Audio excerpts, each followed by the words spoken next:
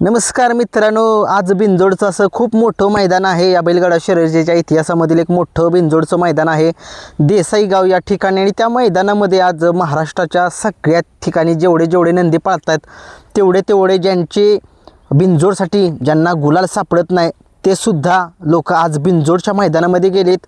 कारण की तुम्हाला माहिती आहे 3 फेऱ्याच्या मैदानामध्ये गुलाल मिळवणं एवढं सोपी गोष्ट नाही, परंतु बिनजोडमध्ये गुलाल हा मिळतोच. दोन्हीपैकी एक गाडी जिंकतेच. आणि त्या मैदानामध्ये आज सगळ्या महाराष्ट्राचे नंदी जाणार आहेत आणि गेलेसुद्धा आहेत. मैदान आता चालूसुद्धा झालेलं आहे. मैदान लाईव्ह नक्की कुठे आहे सगळ्यांना एक प्रश्न पडला असेल. सगळेजण पित्री लाईव्हला चेक करतायत, STC लाईव्हला चेक करत आहेत, श्री लाईव्हला चेक करत आहेत. मैदान जे आहे ते GTC लाईव्ह या चॅनेलवरती आहे. 3,14,000 सबस्क्रायबर आहेत. GTC लाईव्ह हे चॅनेल आहे, तिथं मैदान चालू आहे. मैदान आता मैदानाचं श्रीफळ वाढवून झालेलं आहे आणि आता मैदानामध्ये खाली बिनजोड पळण्यासाठी निघालेले आहेत. सगळे ड्रायव्हर, नामांकित ड्रायव्हर आपल्या भागातील सगळे त्या ठिकाणी गेलेले आहेत. सर्जाबद्दल अपडेट देतोय. सर्जा उद्याच्या मैदानामध्ये पळताना आपल्याला दिसू शकेल, कारण की उद्या चौदरवाडी या ठिकाणी मैदान होते. उद्या 27 का 28ला होते, 27ला होते. ते मैदान जे आहे ते चौदरवाडी अभिजित भैया पवार म्हणजे त्यांच्याच होम ग्राउंडवरती आहे, तिथं जवळ आसपास. सर्जा उद्या तिथे आपल्याला पळताना दिसेल. सर्जा मला नाही वाटत की मुंबईमध्ये आज पळेल, परंतु बघूया काय अपडेट येते काय नाही, सांगेनच तुम्हाला. परंतु GTC लाईव्ह या चॅनेलवरती जावा आणि तिथं मैदान जे आहे ते लाईव्ह चालू आहे बिनजोडचं.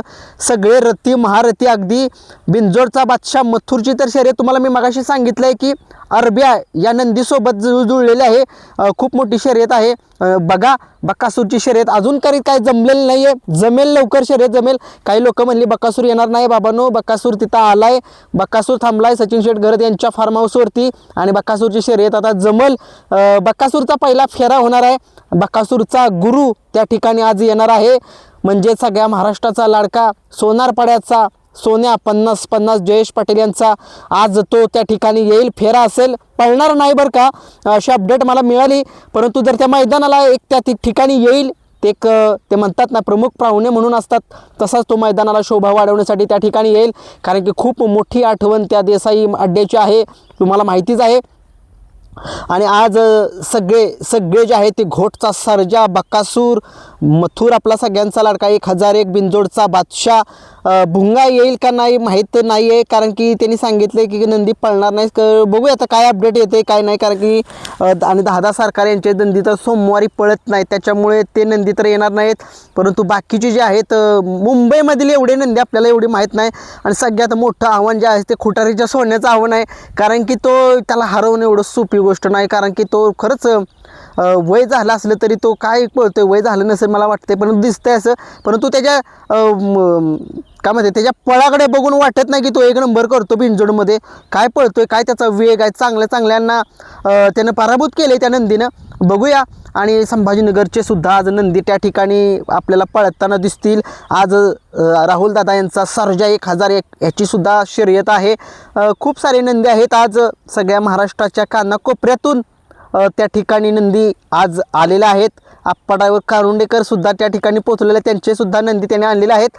बाकीचे नंदी कोण असतील, अर्जुन सुद्धा असेल.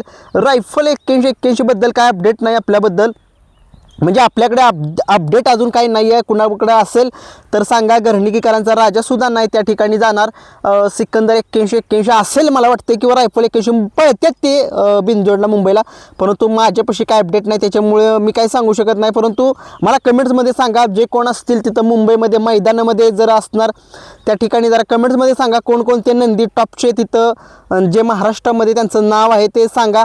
आणि बाकीचे सुद्धा नंदी सांगा, ते कायम चर्चेमध्ये असतात. परंतु असो, आज सगळ्या महाराष्ट्राला एक खूप मोठी शर्यत बकासूरची बघायला मिळेल, मथुरची सुद्धा बघायला मिळेल. कारण की आज शर्यत ज्या आहेत ते खूप मोठ्या आहेत आणि प्रेक्षणीय लढती, डोळ्याचं पारणं फेडणारं लढती. त्या ठिकाणी पब्लिक न पळणं एवढं सोपी गोष्ट नाही. खूप मोठी आव्हाने असतात, प्रेक्षकांचा कालवा असतो दोन्ही बाजूनं आणि त्यातनं पळायचं असतं. बकासूरच्या आज 3 शर्यती होती. मी तुम्हाला सकाळी सांगितलं 2 शर्यती होतील आणि एक पहिला फेरा टाकतील. बकासूर आपल्याला फेरा 12-1च्या दरम्यान दिसेल. बकासूरची एक पहिली शर्यत आपल्याला 3 किंवा 2च्या दरम्यान दिसेल आणि जे शेवटची शर्यत आपल्याला 4 किंवा 5च्या दरम्यान दिसेल. 2 शर्यती बकासूरच्या होतील. मथुरच्या सुद्धा तेवढ्याच शर्यती होणार आहेत. मथुरचा सुद्धा फेरा टाकला जाईल. मैदान जे आहे ते GTC लाईव्ह या चॅनलवरती जाऊन बघा. धन्यवाद.